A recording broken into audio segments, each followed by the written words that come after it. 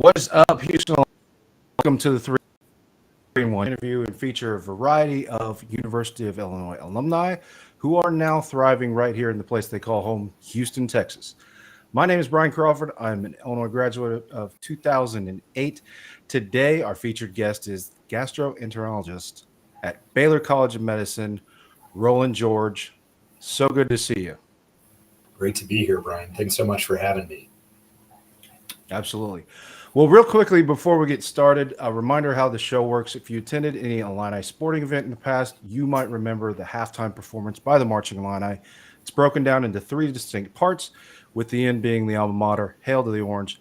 And since we're watching this show, we hope people are watching this show during a break in your week, we will also break this interview up into those same three distinct parts. First, we want to talk to our guest about how they got to the University of Illinois, and then secondly, what their experience was like at the university, and finally, what their life is kind of like now that they're in Houston. So if you're watching, drop us a question, but no matter how you're watching, please, and most importantly, subscribe, follow, make sure you don't miss any interviews coming up. And also, please let us know how we're doing. If you know someone who's going to be a great interview on the show, let me know. So without any further ado, Rollin George, welcome to the show. Great to be here. Thanks so much. All right, man. So you grew up in Chicago, Illinois, went to York High School. Is that right? Mm-hmm. That's right. All right. Well, tell me something interesting about kind of your experience growing up and where you went to school or where you went to high school. Yeah. So I was born in Chicago, and then we moved to Elmhurst, Illinois, about 20 minutes west of Chicago along 290 when I was about 4 or 5 years old. And Elmhurst was a great little suburb for, newly arrived immigrant parents and their two kids looking to settle down. Elmhurst was great, good public schools, fairly inexpensive at that time. In regards to York High School, I think one of the most interesting things about Elmhurst is that it probably has the most winningest cross-country team in the nation with the York Dukes cross-country team. I was an absolute terrible runner, but we had a very large team called the Long Green Line. There's a documentary about it, actually, and I'm featured in it. You'll have to excuse my pudgy body running along in 10-minute miles around the track. I was part of the slowest group of runners called Group 6, but we had the most heart. So you'll be able to see me. I'll look a little bit closer to that initial intro photo that you showed with my full head of hair. Is this on Netflix? Because I need to see it. I'm kidding, but it might be. You might be able to find it. Yeah, I need to see this. And secondly, I know you said you were on Team 6. From what I know, like the SEAL Team 6, that's the most premier team anyway. Well, SEAL Team 6, those guys are pretty fit. We were Group 6. We were the last of 6 groups, and we were usually seen bringing up the rear. A lot of times we'd have to get out of the way for the faster runners, but no. So not as far as an elite type thing, that wasn't us, but we had a lot of heart. Yeah. Oh, that's awesome. What were some of the other things that you were involved in school? Oh my gosh, what was I involved in school? I was in a band when I was in high school, and no, you cannot find any of the songs, nor will I tell you the name of the band.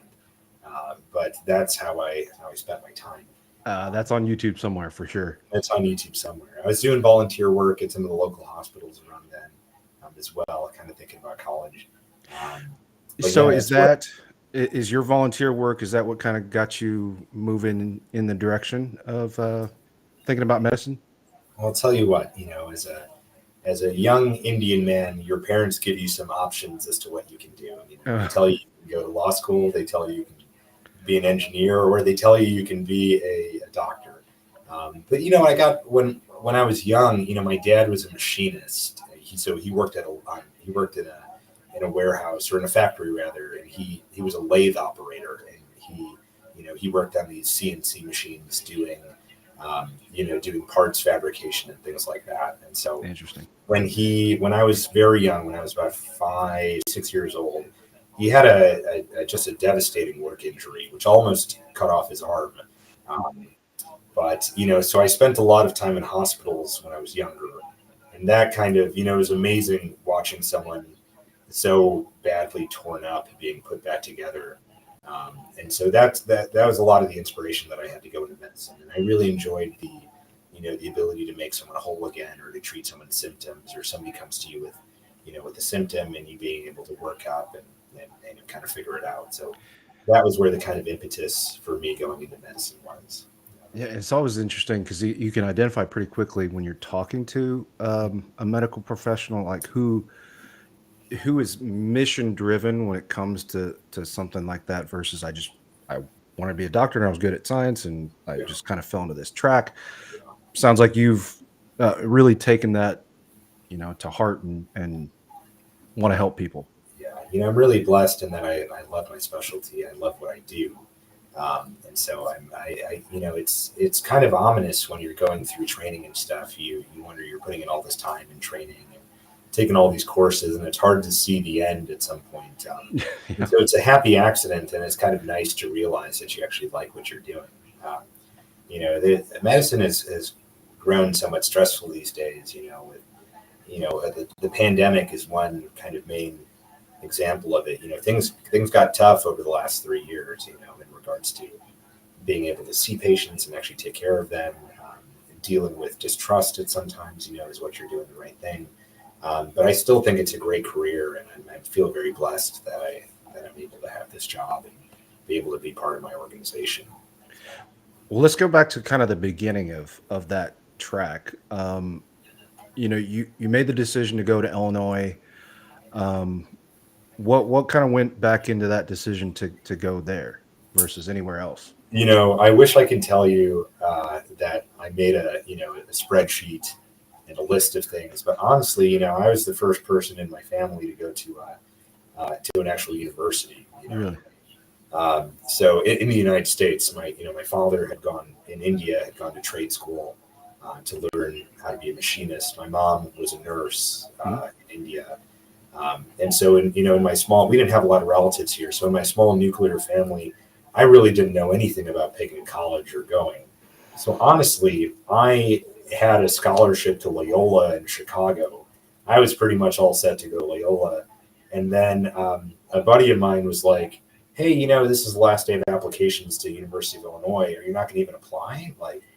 And so I'm like, sure. And so I applied at lunch during, I went to the computer lab during one of my days at York High School, and I applied literally 6 hours before applications closed. And I think I did a good job. I applied to 3 schools, Loyola, University of Illinois, and University of Iowa. And I have no idea why I applied to the University of Iowa. I'd be paying out-of-state tuition to go to a Big Ten school, But those were the only ones I applied to. I got into all of them. And then, making the decision to go to Illinois, when I visited Loyola. Loyola's a beautiful campus. I visited in the winter, got to see frozen over Lake Michigan. But, once I got to Illinois, seeing that big, beautiful quad and seeing the 40,000 undergrads and, just the culture, I couldn't get away, I had to go there. It's really hard not to want to be a part of that. Yeah, absolutely. And kind of speaking along those lines, what were some of the things that once you got to campus, and this is part 2 of the interview, what were some of the stuff that you started to be a part of? First year pre-med at University of Illinois, you're mostly sticking your heads in the books. You got to take some organic chemistry. You're in a 650 person microbiology class with Brad Mertens. You're mostly trying to not fail out, I think, of the blood track because, sometimes tests are curved to the grades of your colleagues. And so they kind of self-select and you try to distinguish yourself a little bit. But once I got there, honestly, I lived in the FAR system. I lived in FAR. And so I was a little bit further away from campus, but I had a great group of friends where we hung out and played basketball a lot and went to football games. I eventually ended up joining a fraternity during spring rush. I ended up joining the Phi Kappa Psi fraternity on 4th Street. Nice. So that took a lot of my first year. And I'm happy to say that I still got some pretty good grades while I was doing that. So, Well done. yeah, eventually I led some tutoring sessions I instituted study hours in our fraternity, if you want to believe it. So, um, yeah, so we had a lot of. You're the brainiac of the fraternity then. I think I was. Yeah, I think I was single-handedly keeping the GPA strong. So there's a number of engineers. Those guys are pretty brainy too. But those classes were hard. You know, so We've already talked to a couple engineers on this interview segment here, but yeah. okay, psychology major, right? I was actually surprised to see that on your bio. How'd you kind of go down that path? You know, if you're pre-med, you're gonna be stuffed full of science anyway. And so I saw it coming, and I said, the psychology thing is actually pretty interesting. And if I wasn't going to be a physician, I was actually thinking as a career as a clinical psychologist after getting a master's in psychology. Um, I think I had the foresight to see it back then, but psychology is extremely interesting. It's an underserved clinical psychology is an extremely underserved, job these days.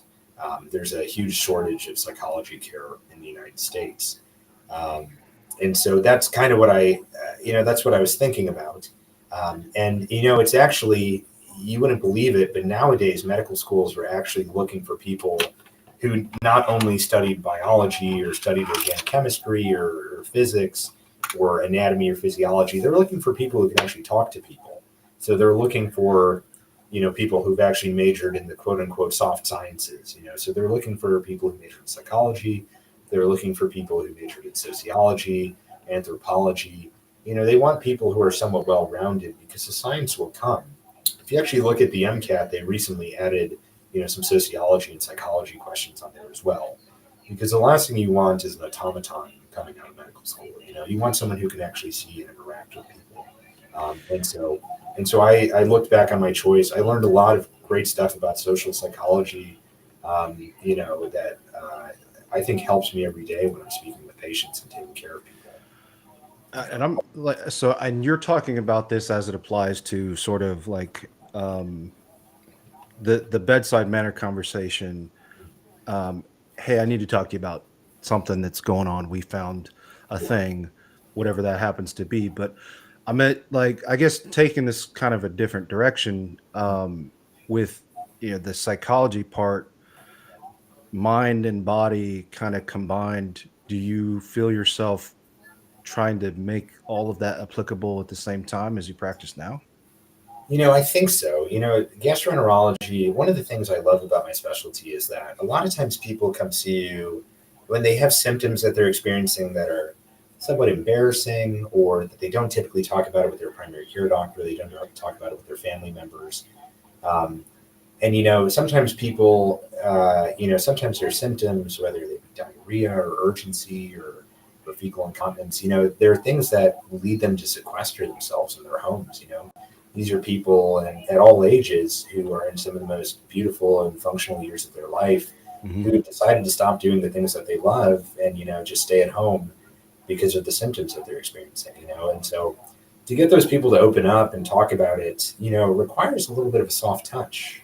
You can't just, and the reason I love where I work is that I actually have a nice 30 minutes with patients. And so, you can actually, you don't have to, you can actually kind of talk to them, see what's important to them. Sometimes what people voice is not actually what's going on. Sometimes things don't show up until the end. So right. Being able to the end of your conversation, so being able to kind of actually hear what people's concerns are, actually get them comfortable enough to speak with you.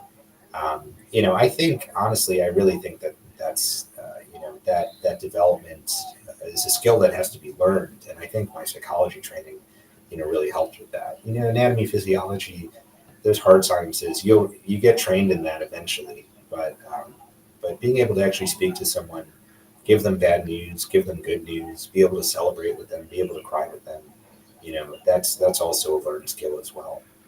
I do think you're right. It just doesn't come up in small talk conversation setting. Like if we're at a game watch party, I'm like, and I didn't know you were a gastroenterologist, I wouldn't be like, hey, yeah, I'm just having a problem pooping.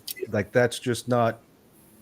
Yeah. Nobody's trying to share that in an everyday setting with anyone. So I feel like that's really good quality to have as a doctor to allow people to open up to you Yeah. There's a and hear their misconception story. there that everyone poops. They've written children's books about it, Yeah, but not everyone poops, Brian. And that's where I come in.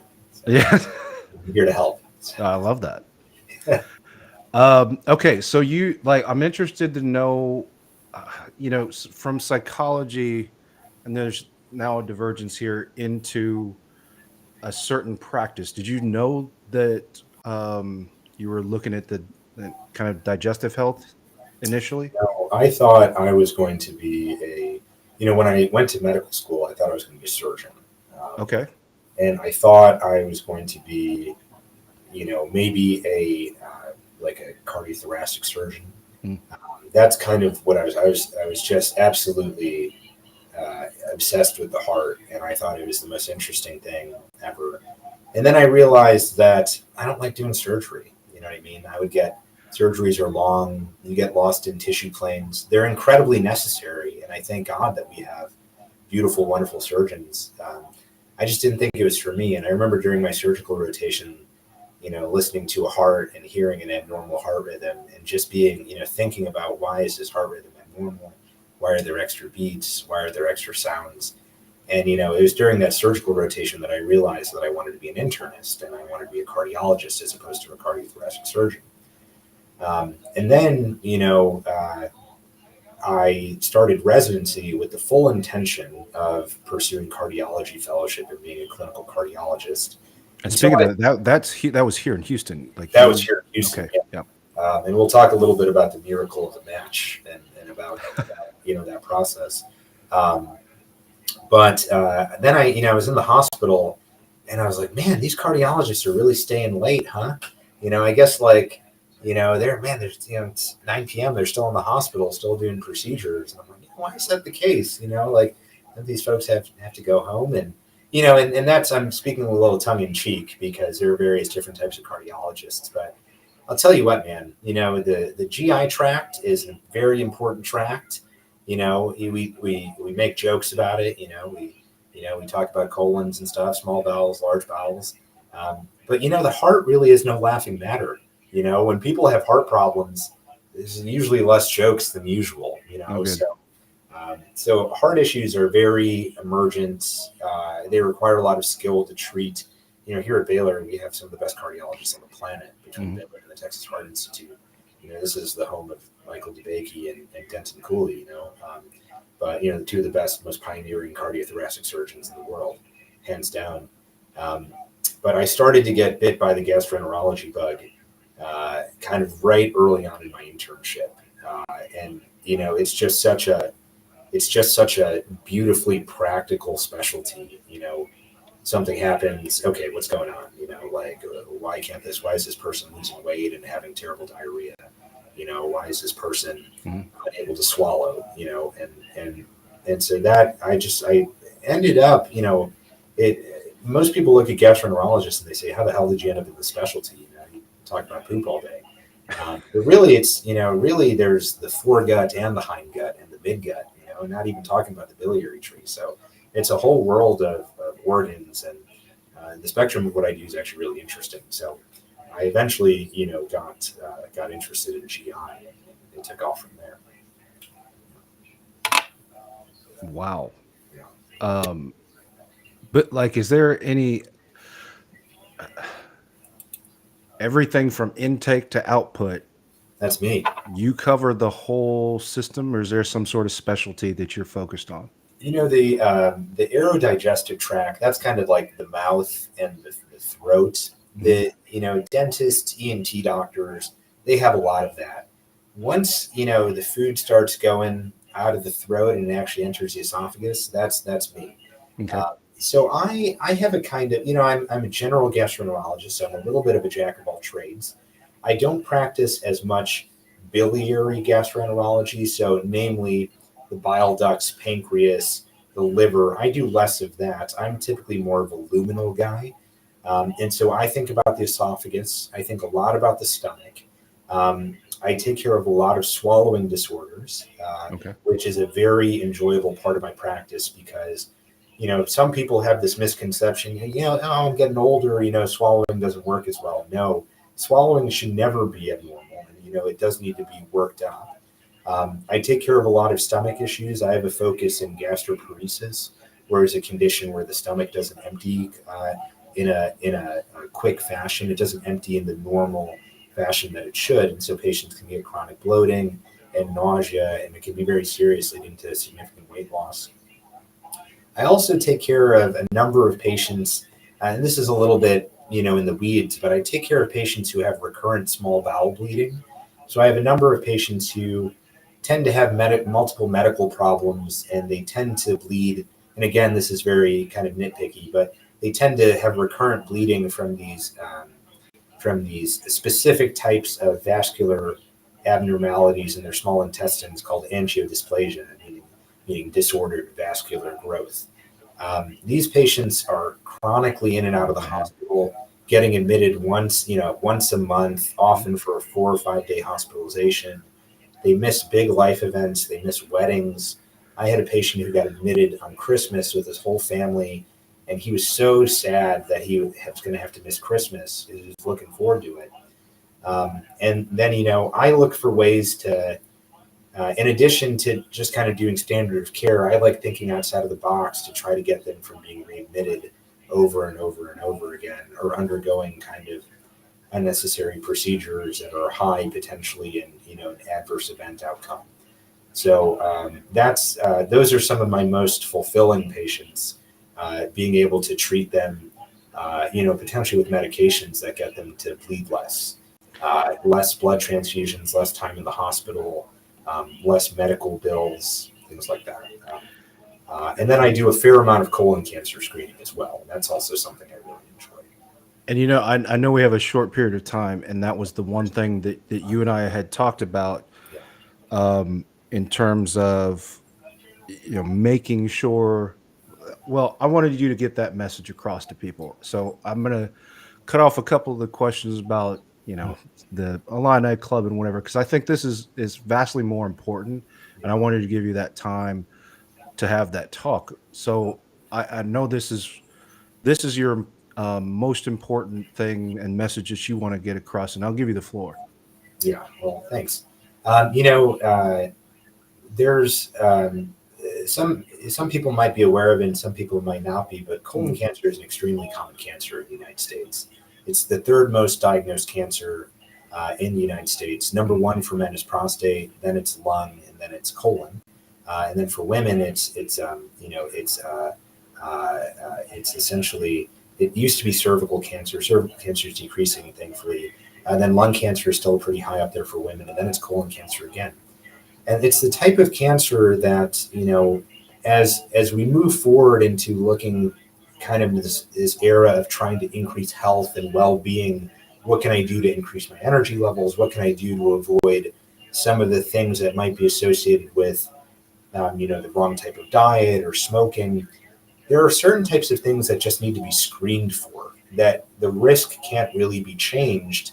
It may be able to be changed in part by diet or avoiding smoking or exercise, but there are some things that are just so common that people need to be screened for it. I like to bring up the pap smear.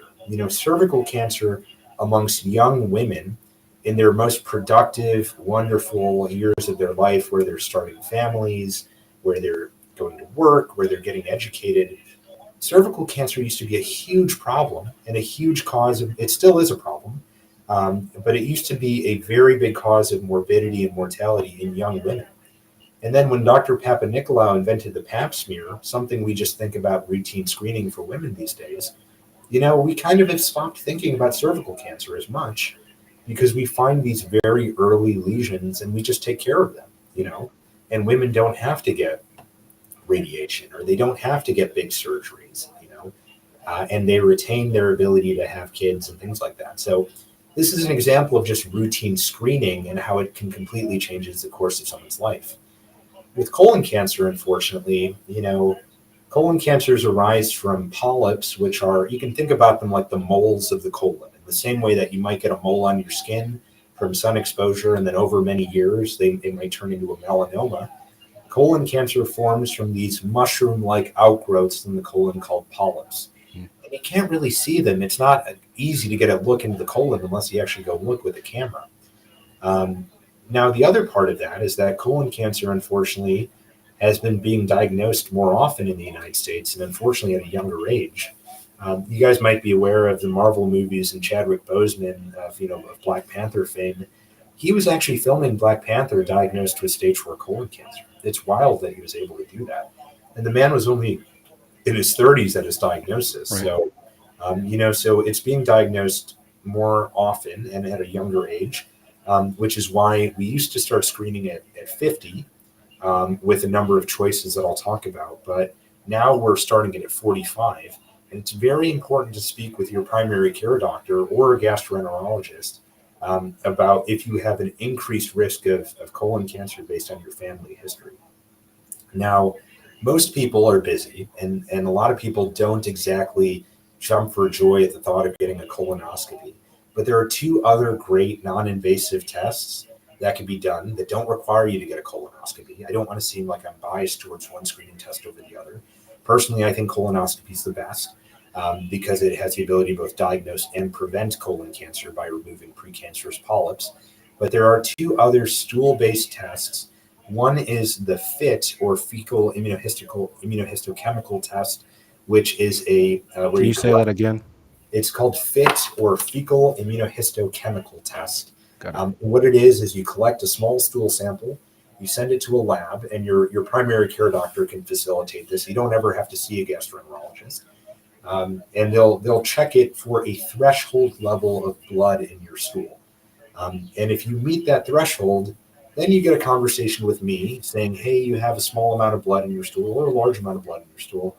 I think we should think about doing a colonoscopy because this test, raises the probability by it being positive that you might have something that needs to be removed or diagnosed in your colon. There's a newer test called a Cologuard. You might have seen the commercials of a pretty slick little blue box walking around talking about colon cancer. Bouncing around, yep. Yeah.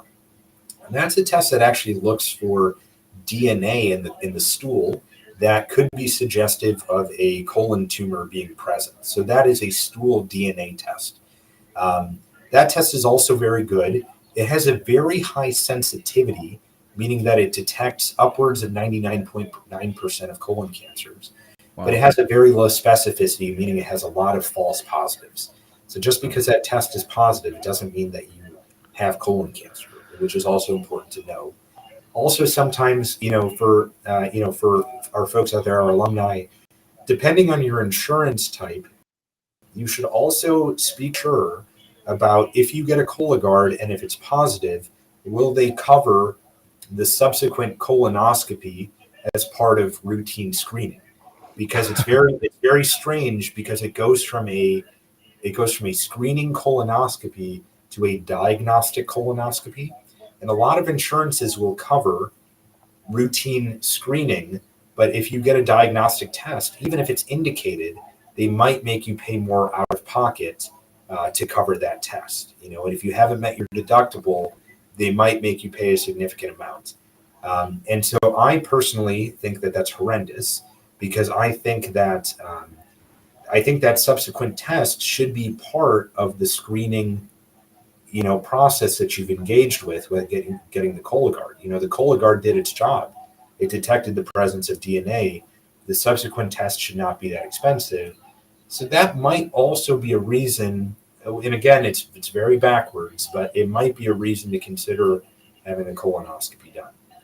And I'll tell you, most modern colonoscopies, you are completely out.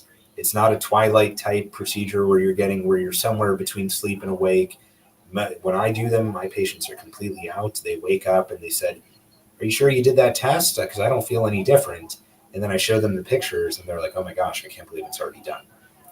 So, fear of the procedure should never keep you from having it.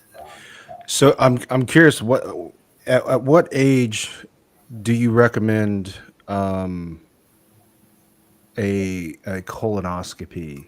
Yeah, I recommend it at the age of 45 for patients who are 45. at average risk of colon cancer.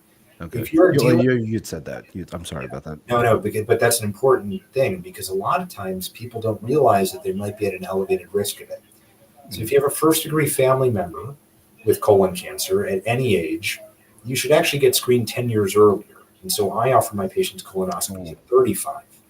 If you have a patient with a first degree relative with a history of colon cancer that's been diagnosed before the age of 60, that actually means you start at 35, and right. that actually portends an increased risk of colon cancer in yourself. And so you should actually get screened every 5 years with colonoscopy itself. And in a test like the Cologuard or the FIT might not be the ideal way of screening for you. And if you have two first degree family members with colon cancer at any age, those are reasons to actually start early and get screened more often at every 5 years. Right. Right. That's very nebulous, and it took me a long time to memorize those guidelines. So that's where the role of gastroenterologist comes in, especially if there are questions regarding an increased risk of colon cancer. And any gastroenterologist worth their salt should know those guidelines and be able to screen adequately. So that's what's to know. And it's not your job to remember it, but it's my job to know and to be able to counsel appropriately. And then it's also important for me to tell people when to stop.